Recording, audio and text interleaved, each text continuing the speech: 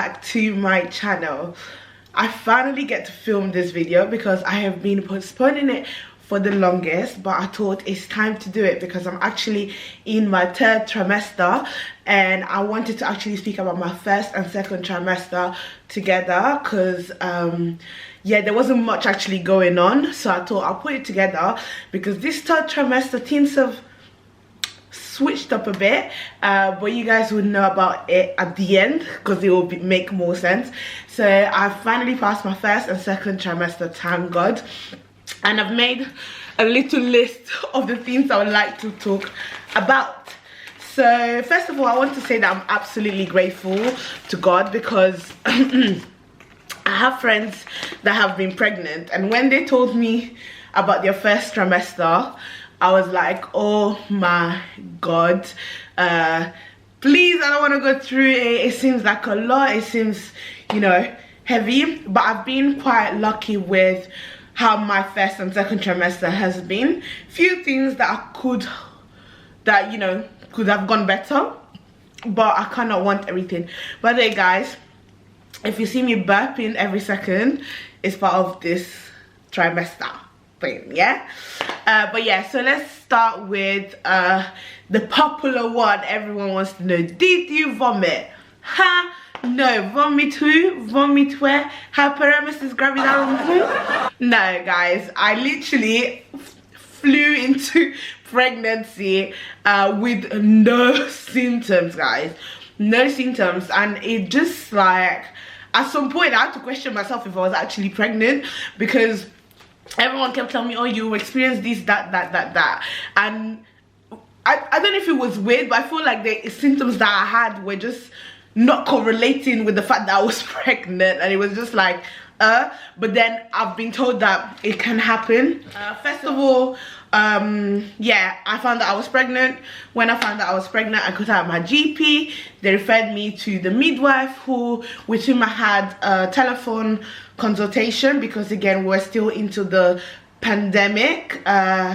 Yeah, so we had a telephone consultation. This telephone consultation lasted quite a while. It was almost like a questionnaire. They went through all my medical history, occupation, my family history, very important, and other stuff. They just needed to find out basically a general background of my health, after which I was then called to have preliminary bloods, and these bloods included just confirming that I was pregnant and then checking my blood group, at the same time other stuff such as diabetes, so checking my HbA1c and my iron levels and things like that, so that they could recommend what I needed. Now, I have a very strong family history of diabetes, which led to the fact that again, I was at high risk as well of hyperglycemia, so I was started on medication for that, so because my sugars were actually quite high as well, so I was started on medication for that. So ever since then I have been taking injectable insulin, and yeah, and that to be fair has been going good, and it has been controlling my sugars really well, and I'm so grateful. All the scans that I've been to, baby has been well, and good measurement as well, because another thing that you worry about when you have high sugars is the fact that baby can actually tend to grow big, but baby has been within normal range of weight, so that has been one thing that has been, you know, making me anxious and nervous whenever I go for my scans, but we thank God for baby girl. Okay, then at 12 weeks I actually had my 1st scan, which is called the anomaly scan. This is the scan where they basically check baby's organs, make sure that baby is fine, and alongside that I actually had another blood test which also checked for some diseases such as Down chromosomal diseases, so Down syndrome, Paget, and something else, Patel, sorry, and Edwards syndrome. I then had my 20-week scan, and then that was basically to check the progression of the baby and the sex. So on that 20-week scan, we got told the sex. I wanted to vlog, but at the same time didn't want to vlog because it was just such a special moment for which I just wanted to have a memory. But it's weird, yeah guys, so sorry, but I might insert a little snippet, or you might have seen it in my previous how do you call it, in my previous videos that I might have uploaded, because I really don't know when these videos are gonna go up. Okay, now what are the symptoms that I have had so far? So far throughout my first and second, I would say more towards the second part of the trimester, I started to have reflux. And when I say reflux, I have really bad reflux, guys. This was around Christmas time. That's when I entered my second trimester, and oh my god, it got days that I was sitting up, like sitting like this to sleep, because anytime I lie down there was just acids coming up, and I just could not understand why. Like, it was so annoying. I had to call the midwife, explain to her. She was like, you know, you can get pregnancy pillow to sleep, it might help you. Guys, I bought a pregnancy pillow, a very expensive one at that, and yes, it did help alleviate because it would contour my shape, but at the same time it was just so much reflux.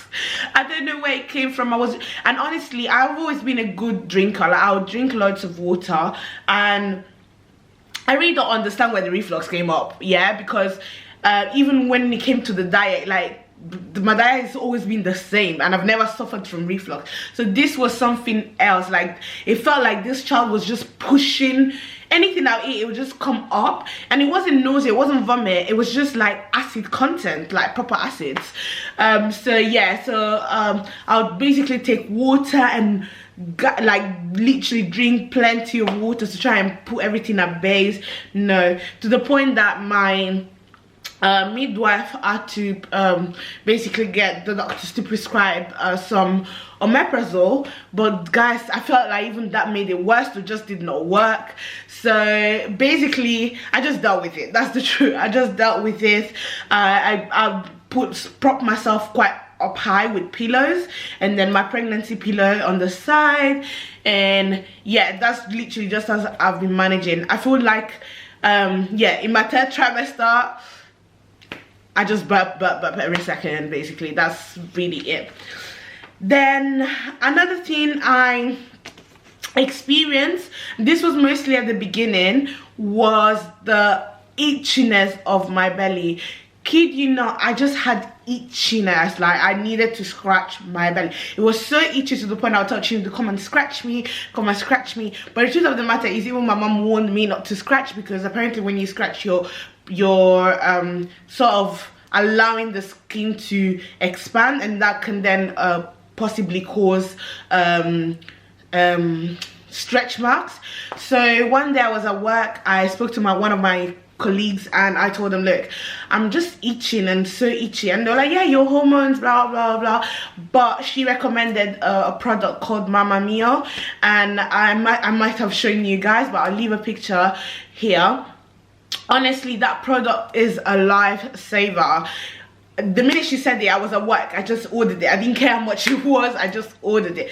It's a bit, I'd say, on the pricey side that I'll spend on a cream, but I think he does what he says. Like, he has so far prevented stretch marks. Literally, I haven't had any stretch marks on my belly. The only stretch marks that I have are marks that I've already had before during my youth. Like, I haven't had stretch marks in a long time, and I thought with pregnancy I'll get stretch marks, and actually haven't had any. Thank God, touch wood, I'm not gonna get any. But yeah, so what I do is basically massage it every morning and every night before I go to bed, and I think that's really helped me so much, and it definitely calmed down the itchiness. I was not getting itchy at all. Another thing I would experience occasionally was headaches. That was mostly in my first trimester. After that, it actually subsided, so I'd experience quite a lot of headaches, especially in the morning, and then it would subside by lunchtime on its own. So that was a bit random. I didn't have to really take paracetamol. Only in the days that I felt like, yeah, I really need something because I can't manage, then I'll take paracetamol. But I've always been a headache sufferer, so possibly could also be due to that. But I definitely felt like in the first trimester I was having quite a few headaches a week than I would normally have a headache once a week. That's quite normal to me. I've always had that, but I'll definitely say I would have 3 or 4 in a week, and I wouldn't say they were debilitating. It wasn't like a migraine kind of headache, but of course it's annoying when you have a headache, especially if you've got work to do. And I have been working throughout my pregnancy, and I plan to work until I actually have to pop the baby out. So I have actually been working throughout my pregnancy.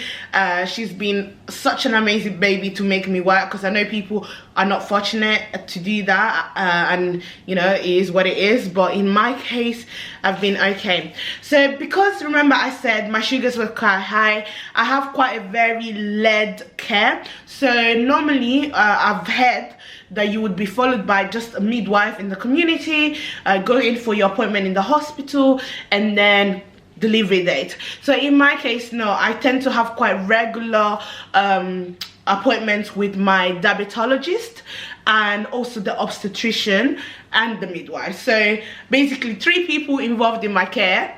And in all honesty, sometimes I feel like I don't really need it, but it's been so nice to have, you know, extra scans. It just gives me that reassurance that you need, and also just having that chat and talk with people that are competent within the field of, in my case, like diabetes. So it was it's been really good having that extra, I would say extra care, to be honest. So yes, and then literally guys, that's about it. I have nothing more to add. So the 3 symptoms, or yeah, 3 symptoms that I had throughout my first and partly on my second. I feel my second trimester was when things actually calmed down and I was quite alright, and now third trimester came with like gear, but we'll talk about third trimester in another video. So yeah, so the 3 symptoms that I had were headaches at the beginning, especially in the morning, reflux mostly at night when I wanted to sleep, and itchiness. The itchiness is Madu. It is, see, I'm burping. It is Madu. But yeah, other than that guys, let me know down below if you've been pregnant, what symptoms you had in your first and second trimester, what did you use to combat and everything. But so far so good. Baby is growing normal. We just pray for a healthy delivery at this point, because we're at the point that baby can come in at any time, you get what I mean? So we're excited, we can't wait to meet the baby. But yeah guys, I hope you enjoyed this video. Please share, like and subscribe, and I'll catch you later.